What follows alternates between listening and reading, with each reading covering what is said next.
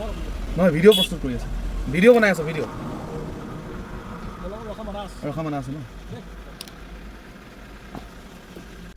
নমস্কাৰ বন্ধুসকল আপোনালোকক সকলোকে স্বাগতম জনাইছোঁ মোৰ অন্য এটা ভিডিঅ'লৈ আপোনালোকে হয়তো কেইদিনমানৰ আগতে মোৰ ফেচবুক পষ্টত এটা পষ্ট পাইছিল যিটো পষ্টত খিং বাইথ মন্দিৰ এখন সভা অনুষ্ঠিত কৰিবৰ কাৰণে এখন পত্ৰ মই প্ৰেৰণ কৰিছিলোঁ ছ'চিয়েল মিডিয়াৰ যোগেদি ভিডিঅ'টো সেই বিষয়তে হ'বলৈ গৈ আছে তো আপোনালোকে প্ৰথমতে কওঁ যে আপোনালোকক ভিডিঅ'টো আপোনালোকে শেষলৈ চাব কিয়নো ভিডিঅ'টো অকণমান দীঘল হ'ব পাৰে কিন্তু আমাৰ অতিকে গুৰুত্বপূৰ্ণ বিষয়ৰ ওপৰত আলোচনা কৰিব লৈছোঁ আমাৰ সোণোৱাল কছাৰী সমাজৰ আহিবলগীয়া যি প্ৰজন্ম নতুন প্ৰজন্ম আৰু আমাৰ পৰম্পৰা যি সংস্কৃতি তাৰ ওপৰত আলোচনা সেইদিনাখন হৈছিল মিটিংখনত গতিকে সেই হেতুকে আজি এই ভিডিঅ'টো আপোনালোকৰ আগত প্ৰস্তুত কৰিছোঁ যদি ক'ৰবাত কওঁতে কিবা ভুল ভ্ৰান্তি হয় বা আপোনালোকে যদি কিবা এটা ভুল দেখিছে তেতিয়াহ'লে নিশ্চয় আপোনালোকে কমেণ্ট বক্সত কমেণ্ট কৰি জনাব বুলি আশা ৰাখিলোঁ যোৱা ইংৰাজী 10 তাৰিখ 8 মাহ 2026 তাৰিখে কেন্দ্ৰীয় খিং বাইথ মন্দিৰ বৰপথাৰস্থিত যি আমাৰ প্ৰেক্ষাগৃহত সভাপতি সন্মানীয় শ্ৰীযুত প্ৰমোদ সোণোৱাল ডাঙৰীয়া আৰু সম্পাদক মোৰ ককাইদেউ মোৰ গুৰু পথ প্ৰদৰ্শক বন্ধু তথা কৰ্তৃতুল্য শ্ৰদ্ধাৰ শ্ৰীযুত উত্তম সোণোৱাল ডাঙৰীয়া গোটেই মোৰ ককাইদেউ দদাই সম্বন্ধীয় শ্ৰীযুত বিচিত্ৰ সোণোৱাল ডাঙৰীয়া তেওঁ সমাজৰ এজন খুব দায়িত্বশীল ব্যক্তি আৰু এজন সৰল মনৰ ব্যক্তি তেখেতলোকৰ তত্বাৱধানতেই যি সৰ্বভাৰতীয় লোকপিয়ল হ'বলৈ গৈ আছে সেই সৰ্বভাৰতীয় লোকপিয়লত সোণোৱাল কছাৰী জনগোষ্ঠীসকলৰ ধৰ্ম আৰু ভাষা লিপিবদ্ধকৰণ সন্দৰ্ভত এখন ৰাজহুৱা সভা অনুষ্ঠিত কৰা হৈছিল আৰু সেই সভাখনত থাকি মই নিজকে ধন্য বুলি ভাবিছোঁ নজনা কথা বহুতো শিকিলোঁ আৰু সোণোৱাল কছাৰী সমাজৰ হৈ যিখিনি কৰণীয় আছে দায়িত্ব সেই দায়িত্বখিনি কালি মিটিংখনত সুন্দৰভাৱে বুজিলোঁ তো সেইবাবেই আচলতে প্ৰস্তুত কৰা হৈছে ভিডিঅ'টো আৰু এইখিনিতে মই এই সভাখন সাফল্যমণ্ডিত কৰি তোলা প্ৰতিজন ব্যক্তিলৈ ধন্যবাদ জ্ঞাপন কৰিব বিচাৰিছোঁ তেখেতলোক হ'ল সদৌ অসম সোণোৱাল কছাৰী ছাত্ৰ সন্থাৰ সভাপতি শ্ৰীযুত সন্মানীয় শ্ৰীযুত দেৱানন্দ চেলেং ডাঙৰীয়া আৰু আমাৰ সোণোৱাল কছাৰী স্বায়ত্তশাসিত পৰিষদৰ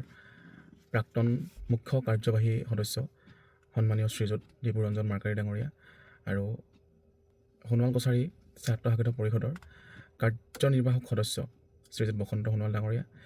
লগতে আমাৰ কেন্দ্ৰীয় খিং বাইথ মন্দিৰ বৰপথাৰস্থিত গুৰুদেৱ ৰাজাগুৰু ডাঙৰীয়া আৰু আমাৰ মেঘেলা উচ্চতৰ মাধ্যমিক বিদ্যালয়ৰ প্ৰাক্তন প্ৰধান অধ্যক্ষ শ্ৰীযুত নবল সোণোৱাল ডাঙৰীয়াকে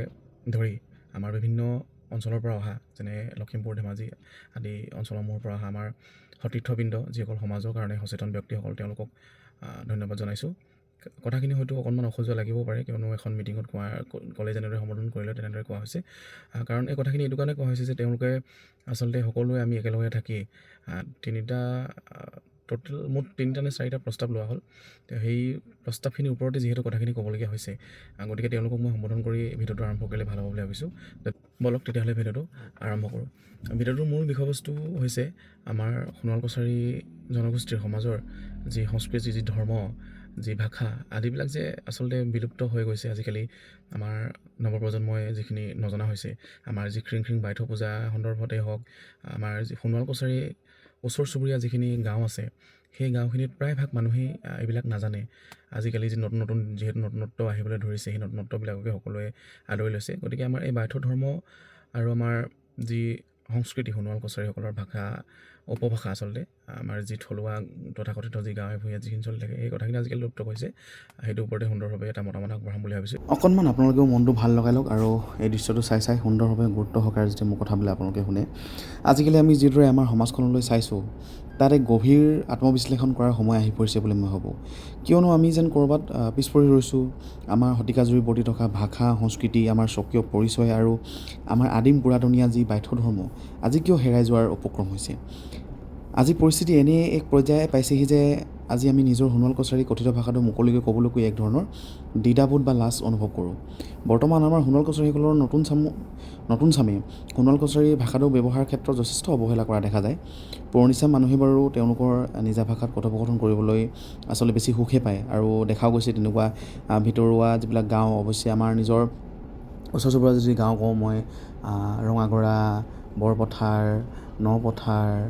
লাইনা আদিবিলাকত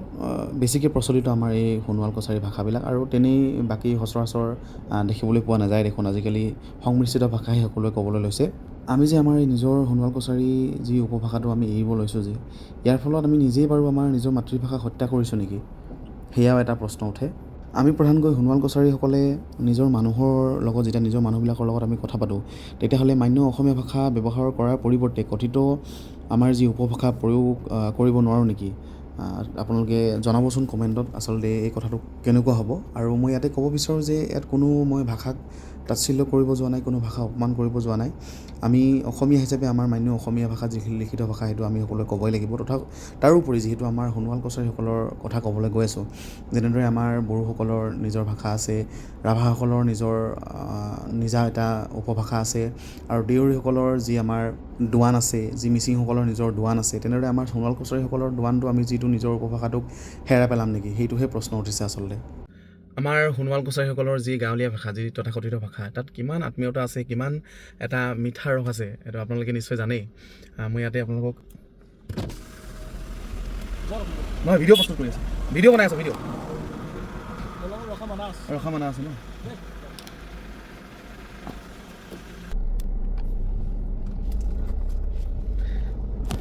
ভিডিঅ' প্ৰস্তুত কৰি থাকোঁতে কেইজনমান পুলিচ বিষয়া আহিলে বাৰু, যিহেতু আমি দলঙত ৰৈ পেলাই কৰি আছিলোঁ। আৰু 15 আগষ্টত যিহেতু ওচৰ চাপিছে, গতিকে কিছুমান প্ৰট'কল থাকিব পাৰে। আৰু যিহেতু এতিয়া প্ৰায় ৰাতিয়ে হৈছে, আপোনাৰ সেইটো কাৰণে আমাক যাবলৈ ক'লে। আমি এতিয়া গৈ আকৌ ভিডিঅ'টো প্ৰস্তুত কৰিব ওলাইছোঁ। গতিকে আপোনালোকে সেই দৃশ্যবিলাক চাই যাওক। আৰু আমিনো কছাৰী মই তোমাক ভাল পাওঁ বুলি নকওঁ নে, মই তোক বাও পাওঁ বুলিহে কওঁ, তেনেকৈ কোৱা নিচিনা সেইবিলাক মানে ৰখাল। আৰু এটি মই ক'ব খোজোঁ, সোণোৱাল কছাৰীসকলৰ কথিত ভাষাই নিৰ্দিষ্ট এক নৃগোষ্ঠীয় ভাষা হিচাপে মৰ্যাদা পোৱাৰ সম্পূৰ্ণ যোগ্যতা আছে বুলি মই ভাবোঁ। এয়া মোৰ সম্পূৰ্ণ ব্যক্তিগত মতামত, আপোনালোকে কি ভাবে এবাৰ জনাবচোন। এতিয়া আহোঁ আমাৰ পুৰাতনীয়া ধৰ্ম বাইথ ধৰ্মৰ বিষয়ে। আমাৰ নৱপ্ৰজন্মৰ বহুতৰে মাজত নিজৰ ৰীতি নীতি, পৰম্পৰা, আমাৰ ধৰ্মীয় উৎসৱ পাৰ্বণ, আনকি আমাৰ সৰ্বোচ্চ পবিত্ৰ স্থান খিং বাইথ